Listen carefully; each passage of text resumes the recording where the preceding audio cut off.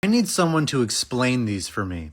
The last one's really gonna freak you out. Whenever I take a nap, I hear my child run into my room. Problem is, I nap while she's in school. I have a cross necklace. A girl I knew wanted it and punched me until I was lying on the floor and stole it from me. She bragged about it for years. 15 years later, I found that necklace in my jewelry box. She couldn't have given it back because I moved very far away. No one knows how this necklace came back to me. Since I was a kid, while out walking, I've repeatedly crossed paths with a man who lived a few blocks down from my parents. He passed away in the 80s. Most recent encounter was just a few years ago.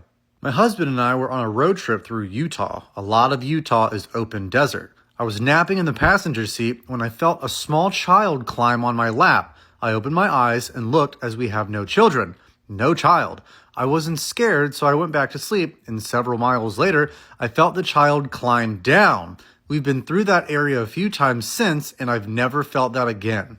One day, my kid's dad watched our kids so I could sleep. I guess he had enough because 2 hours after they woke up, they came upstairs to wake me up.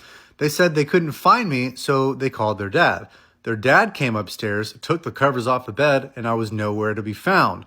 Then a couple minutes later, they look again, and I was there. Have no clue what happened because I didn't get up or nothing.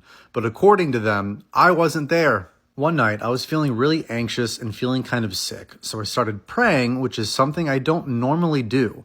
When I went to sleep, I ended up having one of the most vivid dreams about my grandfather who passed away.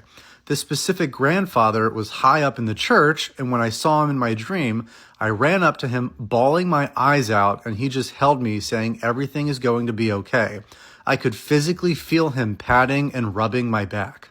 When I was a kid, I woke up in the middle of the night and started walking to my parents' room. On my way there, I peeked into the living room, and there were 3 gray-skinned, black-eyed, big-headed people in the living room.